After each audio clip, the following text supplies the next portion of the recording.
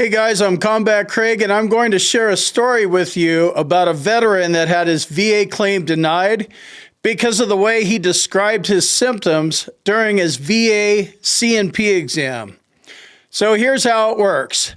After you file a VA claim for a disability, you should expect to go to a VA C&P exam, and that's paid for by the Veterans Benefits Administration. VA C&P examiners are paid by the VA, so their job is to keep the VA happy, not the veteran. After all, the VA pays their bills, right? Part of your VA claim strategy should be preparing for your VA C&P exam. I cover VA claim strategy in my boot camp, so get in there. CombatCraig.com. Links in the description. When you're in your C&P exam, you need to say just enough to describe your symptoms, and you want to leave out all unnecessary words, or they'll be used against you. If you cannot memorize what you need to communicate, then you can bring notes into the exam. Of course, it's better not to have to refer to notes, but if you need them, bring them. Also, you can literally download and study the answers to the test so you know how to talk about your symptoms. Yes, you can prepare yourself by knowing the answers to the test before you take the test. Pretty cool, huh? Do a little DBQ review. There's the answers. It'll help. You should check it out. Of course, it's entirely possible for a C&P examiner to interpret your symptoms perfectly and suggest the appropriate VA rating. But throwing yourself at the mercy of the VA and hoping that some underpaid VA employees are going to do their job properly is a weak strategy, in my view, and I definitely don't teach that in my boot camp. You have to pay attention to the way they word their questions because they will be writing down your words. The less you say, the less words they can use against you. The more you're rambling, you're not helping yourself. This guy's job is to fuck you over no matter what. He's not your friend. It doesn't matter how many times he thanks you for your service, or he's going to put in a good word for you. A C&P examiner fills out a DBQ because that's what he's hired to do. That's his job. He doesn't put in a good word for you. He doesn't even talk to the C&P examiner. He has no input into the rating decision whatsoever. I'll put in a good word for you, bro. Go Combat Craig. I got your back, bro. They say it all the time.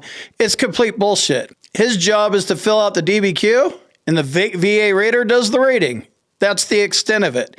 There is no, I'll put in a good word for you. It just doesn't happen. So let's take a look at what happened here. And basically what happened is this veteran had problems in service. He got put in an arm bar and his arm was never better. He was describing his symptoms, and he pointed out one instance where he used his arm to get out of bed, and the VA C&P examiner focused in on that and then said that was the cause. So they're just looking for reasons to deny because this is what they do. This veteran's VA claim was denied, and now he has to appeal the decision. He might even decide to lawyer up. If you're in this position and you think that an accredited VA disability lawyer might be a good fit for you, I'd check out Hill and Ponton at hillandponton.com.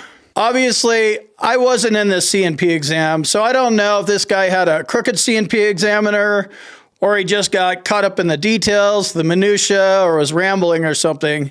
But it looks like the C&P examiner was just focused on this one episode of getting out of bed, and the C&P examiner wrote down verbatim and then gave a medical opinion that his arm was not caused by active duty service, but instead it was this getting out of bed incident. So that's in the record, right? One thing he could have done was get his own doctor to give him a diagnosis for an arm condition, explain the severity of his symptoms, and then write an independent medical opinion with a nexus linking his current arm disability that he's filing a claim for to the arm bar incident that took place on active duty.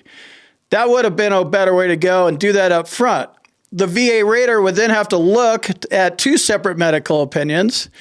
And as most jackass VA raters ignore private medical evidence anyway, he would still at least have that on record, and he could get this cleaned up in a higher level review because you have two conflicting reports. Now he has no choice. He has to hire a private doctor anyway now.